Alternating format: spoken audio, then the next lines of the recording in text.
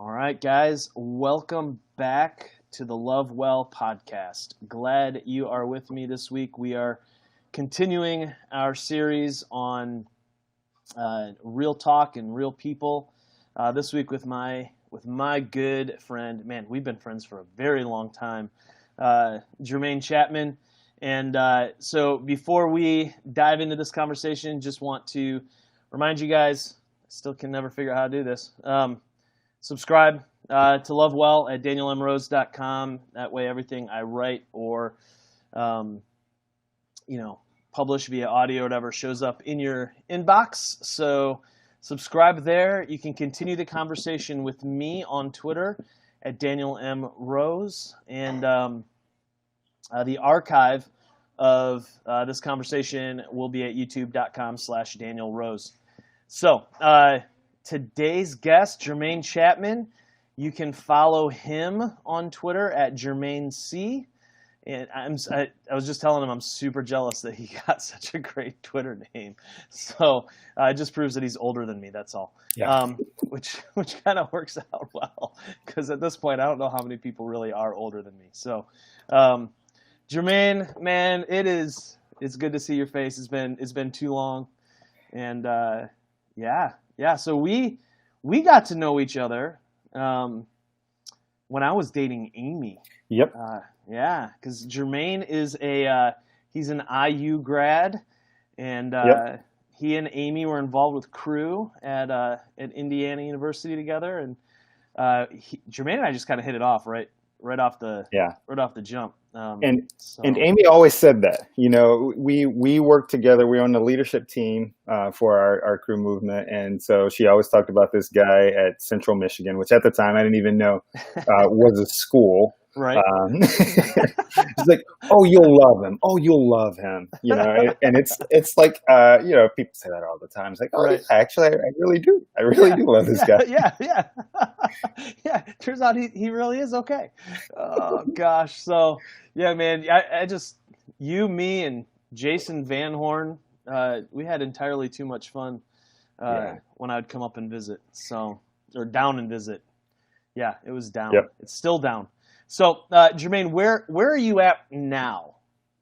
I live in sunny Orlando, Florida. We've been here. We just celebrated 2 years 2 days ago. And before that, I was in Indianapolis, which I'm a Hoosier native, so that's where I've lived most of my life. But the headquarters of Campus Crusade for Christ Crew is down here in Orlando, and that's where we're now serving. So we made the move a couple of years ago to work at the office here. Okay, very cool. And so you grew up in Indiana. Yep. So just give us a sense of kind of what growing up was like for you. Where in Indiana? Because Amy's also from Indiana, but she is from the polar opposite of. I mean, literally, like geographically, the opposite. I know of where you grew up. Oh so. Yeah. It's a great question. I grew up in Gary, Indiana. And to give you an idea of what that was like for me, I grew up around, all Black people. I had, this is my daughter. I saw her. I had all Black teachers growing up. I did. The way I put it, I didn't realize I was an ethnic minority until I was 14 years old. And I did not live it, I did not experience it or have any place where I experienced that until I first arrived in Bloomington for college at Indiana University. My mom stayed at home with us as kids. My dad was a steel worker. Steel is the main industry in Indiana, in Gary, Indiana. And when the steel left, the town became depressed.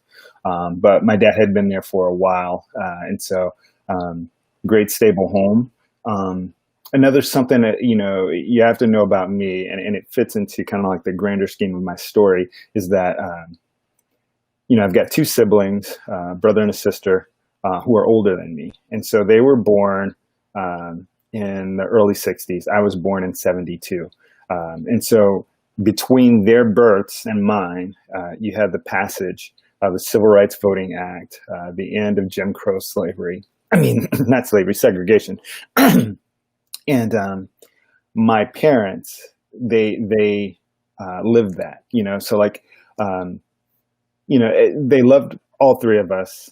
They gave us all the opportunities. But when I was born, I was born as one who was with hope. So it's almost like being an immigrant to a new country. And so I was the first one born in the new country.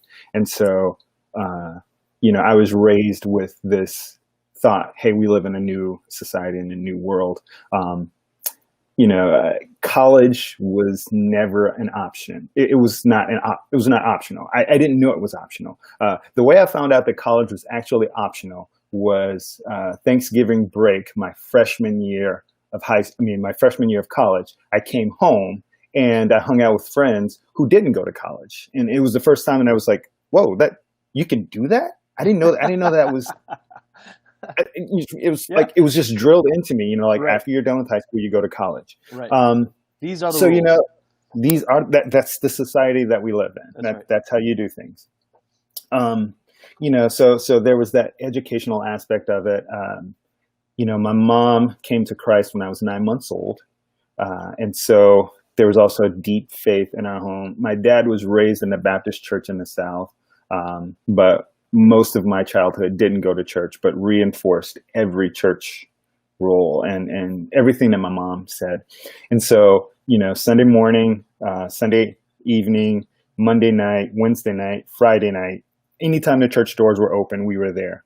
And so that was a huge part of, my upbringing, and it was a black church. I mean, like a for real black church, like hand clapping, foot stomping, start at 11, end at 3, and you just don't know any better. That was a great service. When I got to Bloomington and I went to church and it was done in 58 minutes, I was both disappointed and excited simultaneously. It was like, where's the rest of the service? But then it was also like, I got the rest of the day free, So That's right.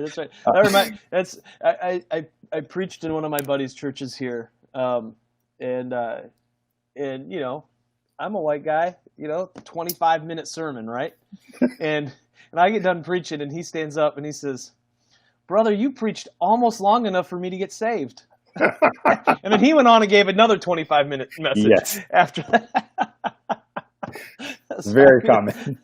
It makes a lot of sense, man. It's all coming together for me now. Oh, yeah. Yeah, and it was a beautiful thing because, the church that was our community. That's where we all came together. So it was not just a worship service. It was, a family meal. It was youth service. It was, it was our community. And obviously some of my oldest, deepest friends come from those times, being at that little rinky-dink storefront church in Gary, Indiana. That's what it was like for me growing up in the part of Indiana that I did. And then but going to college in Bloomington, was obvious culture shock. To be on a campus where I'm with people who live in the same state that I do and have such a different culture for me, Right. was a huge shock. And it's funny because, I had a cousin that was, he's 3 years older than me, so he was in college ahead of me. And he tried to give me the briefing, hey, it's going to be culture shock. You're going to experience things you've never seen before here, and despite all of the verbal prep, it just doesn't really prepare you for, when you've been immersed in one way of living for so long, no amount of verbal prep can get you ready for experiencing another culture. And I feel really fortunate in that,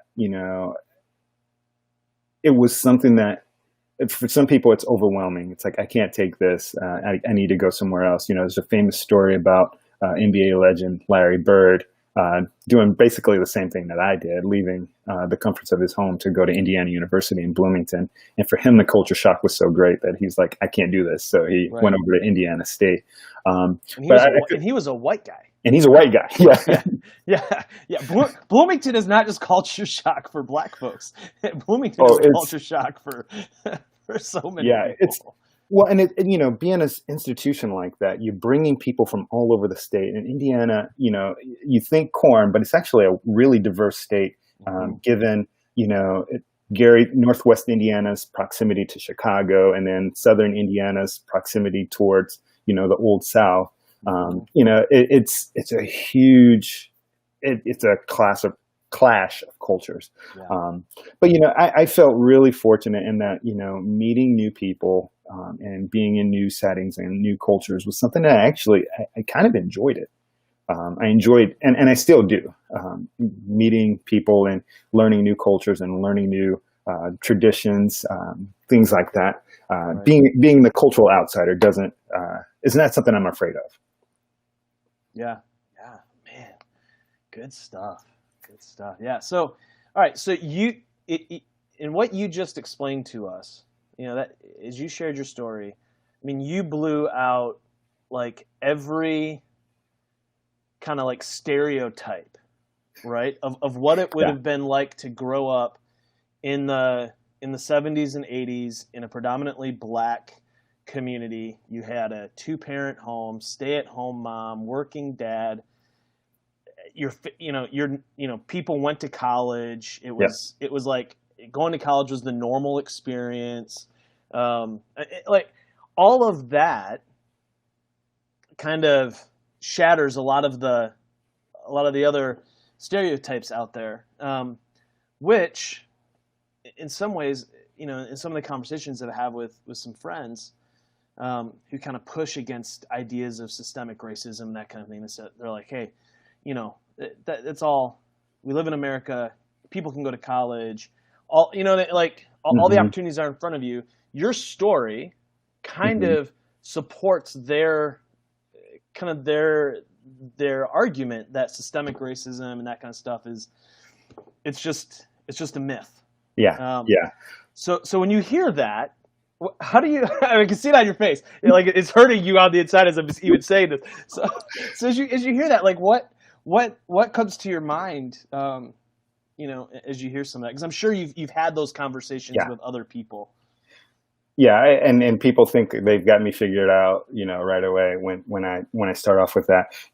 Life was hard. I lived in a rough neighborhood, but like I said, the neighborhood was a community, and so one of the things is that I would never have said as a kid that I was in a gang or that I hung out with gangs, but essentially the friends that I hung out with, they were all a part of some gang somewhere, but kind of like my fit parents, they treated me differently, and so they kind of adopted me. I was almost like a mascot, and that they protected me, and I remember wanting to go and hang out with them somewhere, and they were like, "Yeah, this is not for you." They called me Chap Dog. This is not for you, Chap Dog. You stay back on this one. Let us go do this. And so why? What was when you say they kind of adopted you, like their mascot, kind of protected you? Like what was happening in those? As you look back now as an adult, what kind of does that show you that they were protecting you from? You know what I mean? Now that you're significantly less naive. They recognized the situation that I had, and they recognized the trajectory that I was on. They recognized my faith. And so it was any one of those things that it was just kind of like, okay, you're different.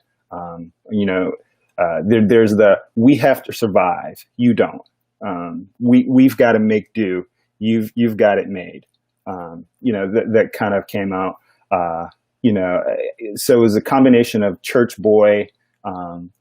It's like we're going to protect the church boy. There's also this element of academically you're better than us, and so you have a chance to actually make it, and so we want to protect that chance that you have by not letting you get mixed up with us. And then some of them had seen and been a part of really hard things in their life, and I had not. And they also knew that as well. So it's like, you've not seen what we've seen. So we're gonna continue to shield you from that. So, Yeah. and I'm really grateful for it. Right. Even into college, I remember coming home a couple of times for college, hanging out with the same crew, and it was pretty much the same thing. It's just kind of like, this is not for you. Hey, we're going to go and hang out at this party. It's like, that's not the kind of party you want to hang out with. Right. So, go and study. And sometimes it was joking, and it was not fun, but in a sense, I kind of appreciate it. In hindsight, again, it's part of the community. Right. So, another something that was significant, as I said, because of where I was born and how my parents raised me, there was actually in my mind, especially leaving Gary, Indiana, that, racism was a thing of the past, or at least systemic racism was a thing of the past. And so, and I'm a very, very, very slow learner. So when I first got my first car, sophomore year of college at Indiana University, I noticed this thing that would happen to me pretty much around once every month or every other month or so. I would get pulled over by either the Indiana State Police, the IU. IU had its own police. They would stop me, or the Bloomington City Police would stop me. I mean, it was pretty regular. It got to the point where I kept my license, registration, and insurance card safety clipped to each other in the sunglasses department, so I didn't have to go and reach in the glove box, and I just used my student ID for when I had to, for other times I needed ID. But I kept my driver's license in the car because it was so regular. Yeah.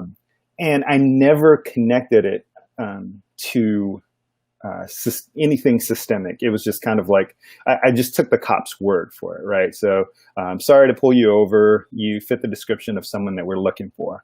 And I was like, wow, this is really systemic, because even when I left Bloomington, and went other places, I would have the same thing happen. Cops would stop me. So I don't know if you remember, but you go into a post office to send packages. They have wanted signs up in different parts of the, in a certain part of the post office. And I remember sitting there and investigating and looking at each of these, wanted posters to say, okay, which of these guys looks like me? Because man, I've really gotten a lot of interest, from the police. So there must be, that guy kind of looks like me. I guess that's who they're looking for. Yeah. Again, a naive, really trying to believe the best. And so it's not until, actually after college, I'm hanging out with a bunch of African-American guys, right out of, this, your audience probably doesn't know this, but right out of college, I was living in the city of Chicago. And so I'm hanging out with some guys in the city of Chicago, and I'm late to hanging out with them. And, they ask, hey, what made you so late? It's like, oh, I got stopped by the cops. They were, looking for some guy. And then it's the first time I get introduced to the term, it's just kind of like, oh, you got a DWB. And so it comes from this kid from Michigan, black kid from Michigan, who, by his definition would say, hey, he's the whitest guy that, he's the whitest black guy he knows. He jokes about it himself. I don't ever say, I would never encourage anybody to use that. But, so he's very much like, I didn't grow up in the hood and all of this, but yeah, I get DWBs too. And so it's just kind of like, and then it started this conversation because, everybody that was in this group of men that I was hanging out with, most of them were from the south side of Chicago, but we were from all over somewhere in the Midwest. And we just talked about it. And it was just it was eye-opening to me that all of us who were brought together by, just being professionals in the city of Chicago, all had this common shared experience with law enforcement, regardless of whether we lived in the city of Chicago, Indiana, Michigan, Ohio, Wisconsin. And that was the first time that I really got a glimpse that wow, this thing is real. And so that period of time that I got stopped once a month, it wasn't a manhunt for somebody that looked like me. It was really more attached to just one thing that I looked like, and that was being black. And so I started to tie all the things together, and it was quite challenging for me to accept. And, but with time, it's just kind of like I did begin to accept it. Like this is real, and so uh, it turned into when I would get stopped by cops. After that, I would find myself getting, this is pre Eric Garner, um, and Mike Brown, but I would find myself getting upset with the cops because it's like the only reason you pulled me over is because I'm black, and so give them a hard time, and some of them were kind and I'm sorry, but some of them were like giving me a hard time back. I mean, as I got older, it definitely happened less than it did when I was in college. Like I said, college, there was one year where I felt like it was every month that I was getting stopped. And so it would probably happen once every 3 or 4 months, which is kind of like what it is now. But I would be so like, hold on one second. Sure. So even now, today, yeah, you are the picture of suburban goodness. Married, 3 kids, living in suburbia. You're getting pulled over once a quarter. Ish, yeah. Ish. For like, because you fit his description, because really there's just no reason. Well, it's nuanced a lot now, fitting the description, kind of left somewhere in the mid 2000s. It's usually, it's been weird stuff now. Hey, you drove really close to the center line. You didn't cross it, but just wanted to give you a warning. You saw me coming and you slowed down, or you didn't make that turn at the right angle. You didn't switch that. It's all stuff that it was just like, we're not gonna give you a ticket, but just wanted to warn you about that. Yeah. It's definitely taken a different feel to it now. Yeah, but it's still like once a quarter. Yeah, it still happens. Yeah. Yeah, I get pulled over. I probably get pulled over about once a year, and it's always because I'm stupid. Right. Always, I always deserve it, and I very rarely get a ticket. and I need to parse out that I'm want to distinguish between getting pulled over and then getting pulled over for something I actually did. Right. There are times when I've gotten pulled over for I was doing 80 and in a 65. Yeah. Yeah. So it's like I don't count those. Right. Right. Absolutely. There was one summer that I got bookend tickets, Memorial Day and Labor Day. That sucks. And both of them were just kind of like, yep. I did that. So not those. And those were speed traps, so I can recognize that. But this is like, just I'm driving somewhere and I get stopped. Yeah. So one of the things over the last couple of months, after everything came to light about Ahmaud Arbery, I saw, and I think what hit it home for me, the video, everything is just, but when I saw your Facebook post saying, I jog in my neighborhood. Today is the first time I wondered if I should jog in my neighborhood. That for me was kind of this, that describes something different about the black experience in America and the white experience in America. Yeah. Because when something happens to a white guy, I don't have any identification with them. Uh-huh. Do you know what I'm saying? Whereas you saw what happened to Ahmaud Arbery and said, I need to think about my actions differently. Can you, and I know that this might be asking a lot. And if it is, man, just be like, dude, no, I'm not going there. But can you walk us through some of that kind of thinking or feeling or connection? Yeah. Well, and it's not that made me actually start thinking about jogging. I actually already do. When I like to run. I'm not a long distance runner. I run like a mile or two at a time.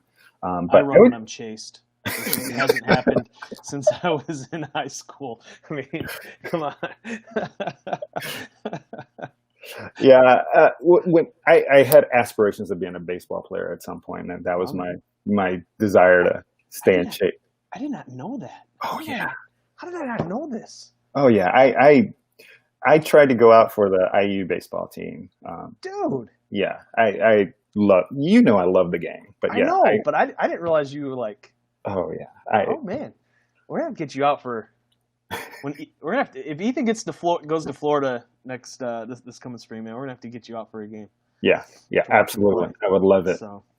But yeah, I used to get stopped by cops when I was in Bloomington, going for a run, and so there was.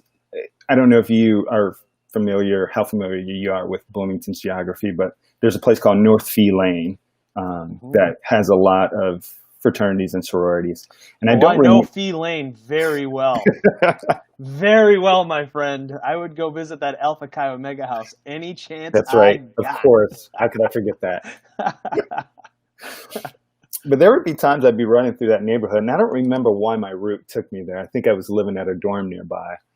But if I was going for a run in that neighborhood, you better believe the IU cops would, flash a light on me or where are you going? What are you doing? And so that began to make me conscious of, where I run and what I look like. And, as a poor college student, you just run in whatever you have. So it's gym shorts and a t-shirt. But as an adult, I dress. When I'm going for a run, I want it to look like I just ran a marathon. I want it to be super obvious. I listen to music on my phone. I don't use wireless headphones because I want it to be obvious that what's in my hand is a phone. And the best way for that to be obvious is for me to have earbuds that are attached to what's in my hand. My route, I want to make sure I don't go down the same street twice. So, I have to, and our little neighborhood is teeny tiny. So it's like I have to make sure I zigzag just the right way. So before Ahmaud Arbery, those are things that were already true. And so when that happened, I'll just be honest with you,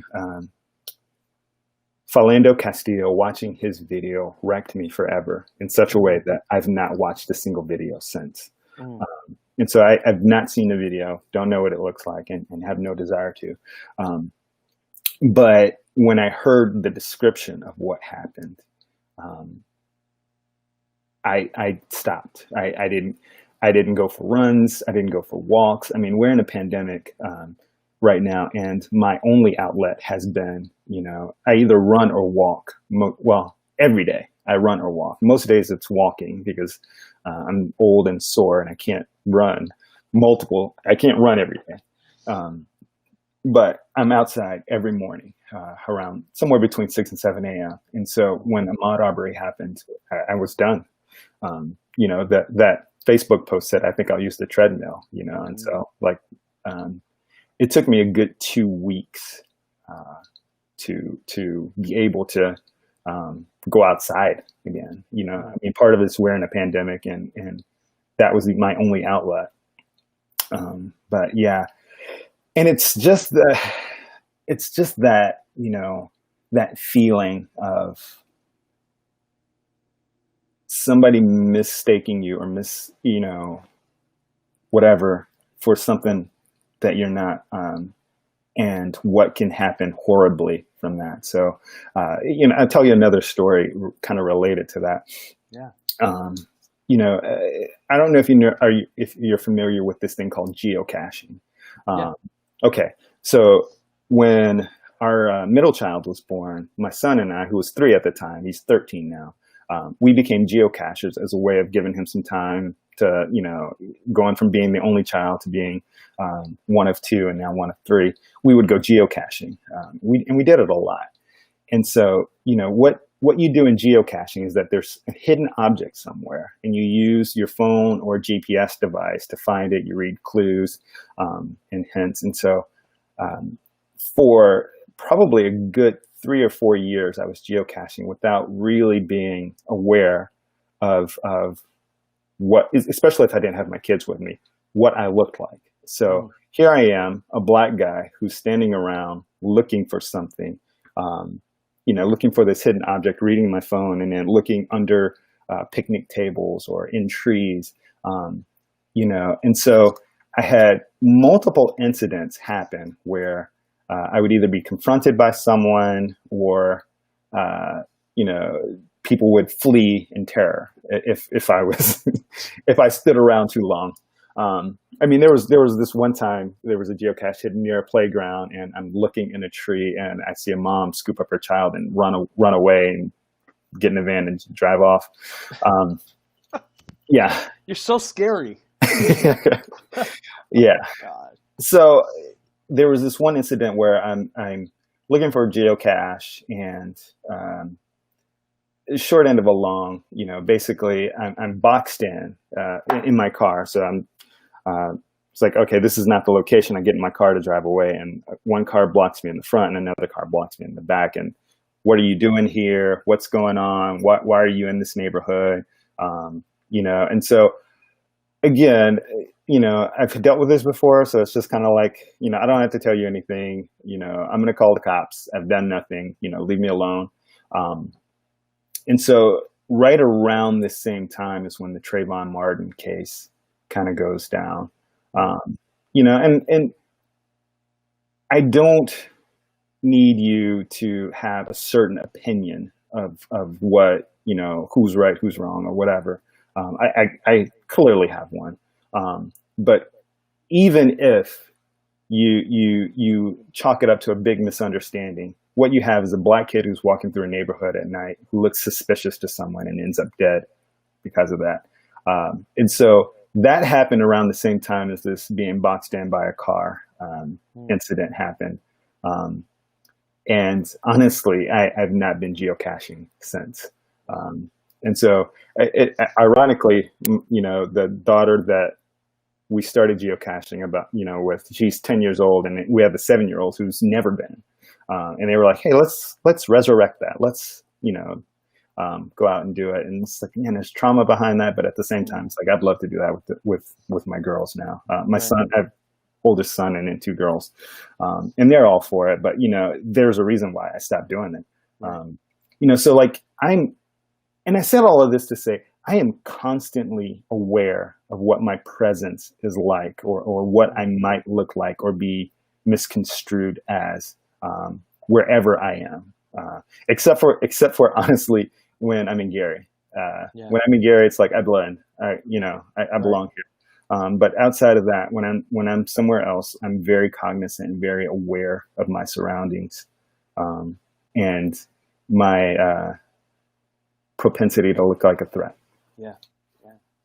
So why does it seem like, or not, it doesn't seem like, why do folks in the Black community so deeply identify with other folks in the Black community, right? So, there's just such a close identification with people.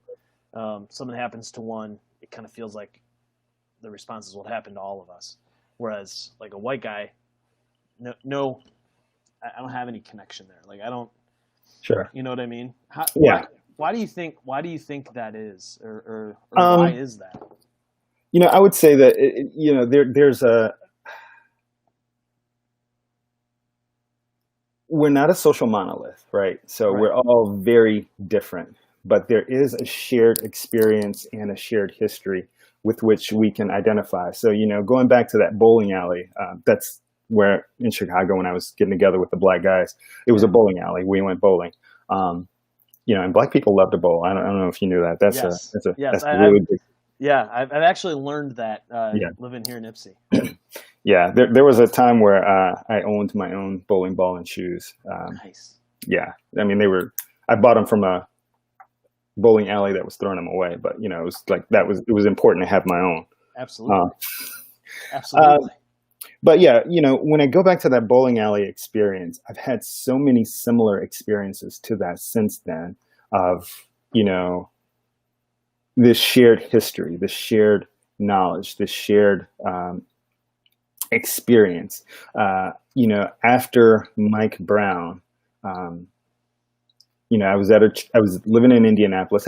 We had been there for, I think at that point, 4 or 5 years. So brand new sets of friends, but and a good number of them African American friends.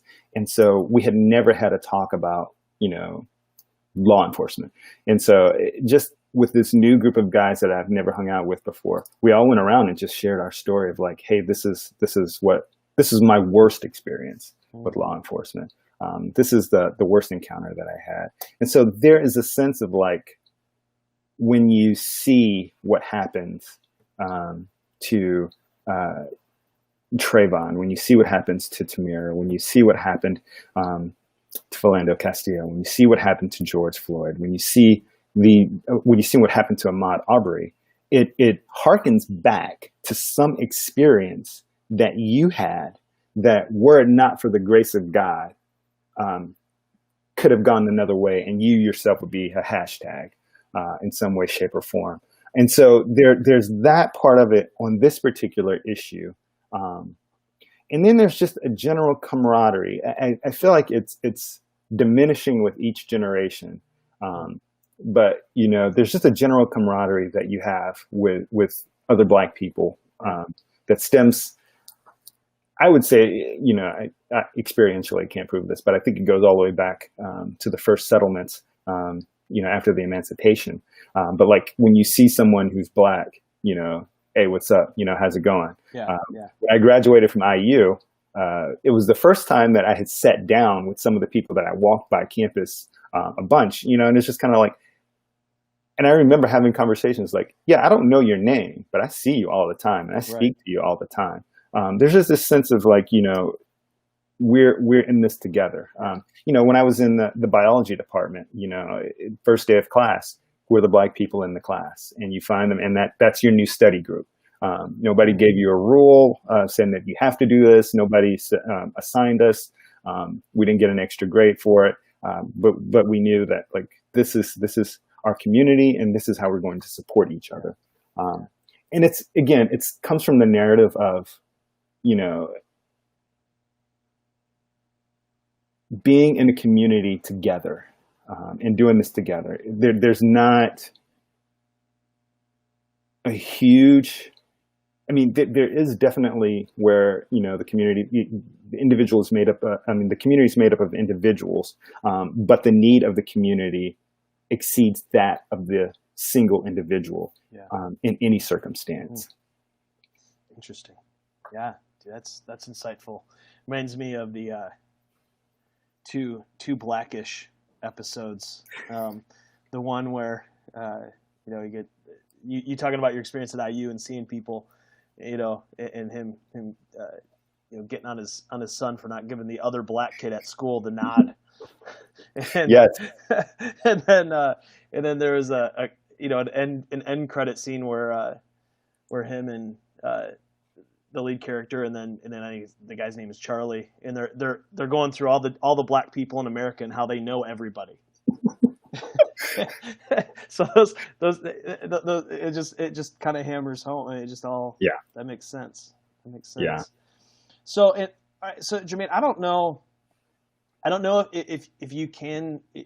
if you want to speak to this or not, or if it just would not be good. But I was on staff with Crew, and I've been to National Staff Conference. I've seen the makeup of Crew, and so your experience on staff with Crew is not all that different than your experience at IU, where you're in a pretty significant minority. Crew is a very conservative organization. It's about as evangelical as you can get. And so how does that experience play out? Because that's so different than you're kind of in this very unique place in my mind, where you are in the heart. You're in the heart of white evangelical land, and kind of similar to my friend Will from our first interview, who is a Detroit police officer and a pastor and a teacher. in the city of Detroit. Like, I mean, he kind of walked all those different lines, and here you are in the middle of. I mean, you live in a town that literally has a Jesus land or Holy Land experience or whatever it is. So, you are in the shadow of, of these white evangelical places, and you're in the midst of one of the biggest white evangelical institutions in the world. Mm-hmm. So, how is that? What's been your experience in that context? And you can say we really can't do this publicly, and that's totally okay. Yeah, no, I mean, I'm not really that shy about my experience in crew or anything like that. There's a couple of things that happened during my years with crew that kind of have shaped my experience, or at least given me longevity. So one is, I came to crew to work with what was called the Impact Movement. It's still called the Impact Movement. It's no longer a part of crew. It's an independent organization. And so I got to serve with them. I've been with crew for 23 years, and I think that I served with Impact for 15 or 16 of those years. And so, you've got this predominantly African-American space nestled into this white evangelical organization. And so, that helped create a lot of longevity, in having that space. Even when it became its own organization, we were still crew employees seconded to this other organization for as long as we were there. And it gave me again, a community that understands. It's really been more the last 6 years that experience has been really different, because I now serve in the campus ministry of crew, and I'm a part of the entire campus ministry, which, as you said, is predominantly white. And so there are things that you realize with time that you do to translate yourself, and it becomes so regular. So I don't know. It almost becomes autonomous. It is autonomous. One small way that I can demonstrate that is that I don't talk like this. When I'm in Gary, I don't talk like this. And I didn't realize the extent to which I did that until I'm taking my son to soccer one day, and my brother calls me. Lives in Northwest Indiana, where we grew up. And so talked to him on the phone for about 20 minutes, and my son points out to me, he's like, "Dad, whenever you talk to somebody in Gary, your voice changes and you talk really different." And it was I didn't realize how much I was translating myself or contextualizing myself. And so, you end up in a space like this, and you do that to the extent that you don't realize just how much you do it in some ways, and then you get tired of doing it in other ways. And so, one of the things that I've tried to adopt, I don't do great at this, is having short accounts. Okay, so taking a half step back, you can face these things called microaggressions. And so, I know that words like that can have all the conservatives watching this just went, yeah. So the way I like to think of it, or translate it to make it, understandable. Imagine something that annoys you slightly. It's not a big deal. You're not going to get into a fight over it. You're not going to break a friendship over it. I think when you think of microaggressions or this kind of annoyance across the genders, it can be the toilet seat, leaving the toilet seat up. It's like annoying to women, and sometimes, they'll get really mad. But really, when that happens is like when the toilet seat is left up once, no big deal. When you do it every day, trying to get it in the screen, and it keeps going and it keeps going. You reach this point where it's just like, it's happened so many times and I'm so annoyed by it. One more time and like, Right. And so when you're in a predominantly white space like this, there are things that happen where it's like, man, I really, that wasn't cool. And so you have this conversation in your mind. I was talking with a young lady about this the other day. You have a conversation in your mind. Is it worth bringing that up? And what you can tend to do, being the only or one of few in white evangelical space, is you get to this place of, nah, I don't want to bring it up this time. No, I'm not going to bring it up this time. And it's the same thing, and it happens multiple times. It's like, man, if I bring it up now, then it's going to be, why didn't you bring this up sooner? And, and you find yourself just in this catch-22, and it's just, you get to a place where it's like, okay, forget it. I can't do this anymore. Right. And so when I say short accounts, and I'm not great at it because you still have that conversation in your mind, but it's like, right. If I face something, I need to be able to tell you. And there are a few things that's just kind of like, it can be really small things like, sending me the brown fist bump emoji. It's like, I'm brown, you're not brown. What is that about? Yeah.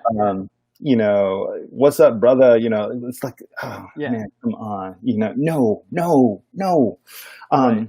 And so, try to keep short accounts with the people that I work closest with, mm-hmm.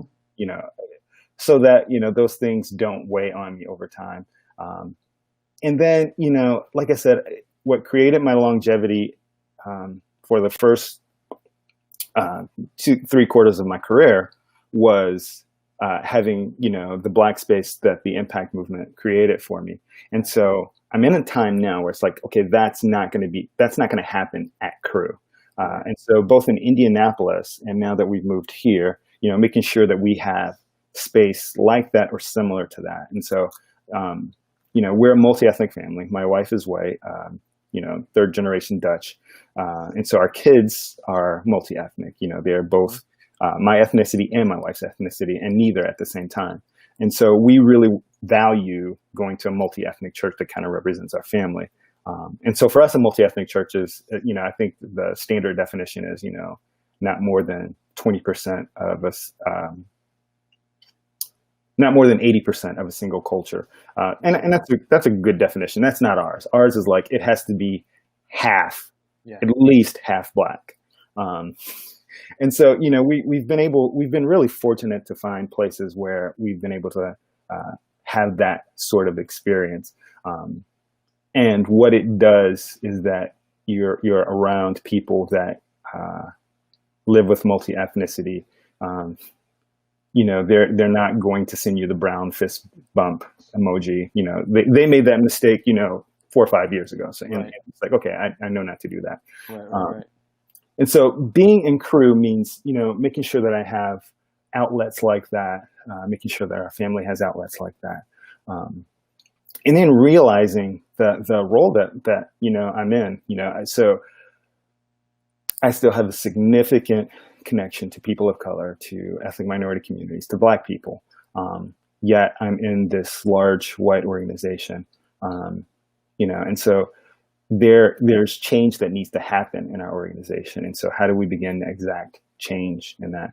And so you said, unique position. And this is what you juggle, being in kind of the role that I'm in. You've got an organization that you're navigating and you're hoping to see some change in, and change is slow. And so, you're making challenges. You're making people uncomfortable on a regular basis. You mentioned staff conference before, where we gather all 6,000 of our staff into a basketball gym in Colorado. Back in 2015, I got asked to be a part of helping put that on. And questions were asked, how would you do this? Well, before I even said yes, I said, it can't be, the same conference. And so it's like, we have to talk about things that are uncomfortable. And so for the last few conferences, we've talked about things in the ways that ethnic minorities would talk about them. And so it's been an uncomfortable conversation.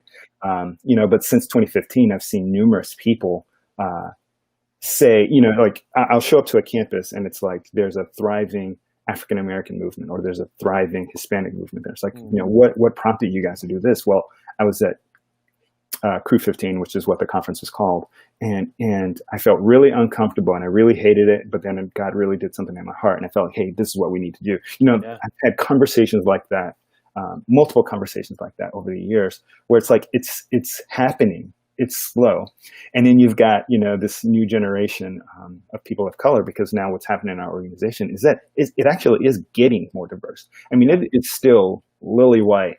But we've seen our staff, the numbers of ethnic minorities join our organization really start to increase. And so, for them, they're like, we need to change this organization. And, I'm like, we're working as fast as we can. And it's like, it's not fast enough. We need to burn it down and start all over. And it's like, my kind of people right there. Yes. So you sit in between the two of those, and the young people are really great because as I was saying earlier, you can translate things for so long that you don't even realize you're translating it.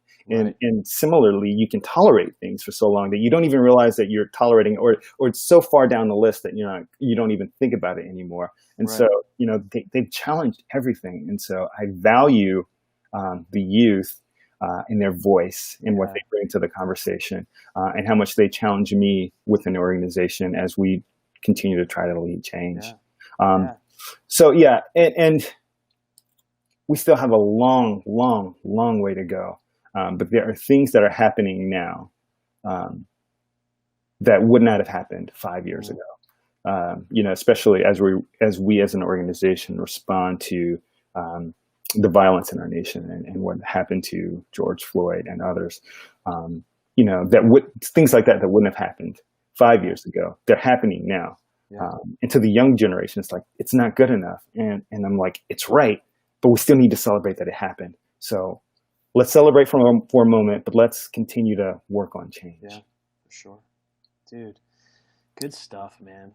Good stuff. I really appreciate you. I thank you for, I want to respect your time. I said about an hour. We're getting close to eclipsing that. But if there's one thing that you kind of wish people just, if there's one thing you wish white folks could kind of wrap their minds around, what might that be? I know it's a huge question, but if somebody, kind of like when you're giving a message, right? Like we all got trained, right? Want folks to walk away with one thing. So people listen to this podcast for the last hour. What's the one thing if they would walk away from this conversation with one thing? What would you want it to be? Well, and I'm going to make an assumption of like not ultra conservative, but like conservative. You probably don't know what to think of these issues, or there are things about talking through these things that make you feel really uncomfortable. What I would really say is, if there's one thing I want you to know, I want you to make it personal. I want you to think about like this as someone's story, not as a political meta narrative. But as someone's actual experience, something that someone is actually living out. And then I want you to consider, I know you said one thing. You could go with two. What are the things that you're thinking about this? And then how are you spreading them? One of my biggest concerns is not just, I'll use our relationship. It's not just what you think in our relationship, but your son and my son will be playing ball together, and my son might experience racism. How is your son going to respond to that? So think of this in terms of like somebody's story, somebody's life, somebody's child that is experiencing racism, and they don't know what to do with it. or they don't want to endure it alone. So yeah, make it personal. And if you have a hard time making it personal, find a person to make it personal. Jermayne, man, thank you. I really appreciate you taking the time and expending the emotional, spiritual capital that I know this conversation cost you. So Yeah. I really, really appreciate it. Guys, just want to encourage you to subscribe to Love Well. If you thought this conversation was helpful, insightful in any way, share it with somebody else. And the easiest way to do that is by subscribing. You can continue the conversation with me on Twitter at Daniel M. Rose or Jermayne. I know he'd be happy to connect with you too at Jermayne C. I'm still so jealous of your Twitter name. So you connect with him there. And the video archive of this message will be at youtube.com/Daniel Rose. And the audio of this the audio only version will get published on Friday. So guys, thanks again for being with us. And until next week, love well.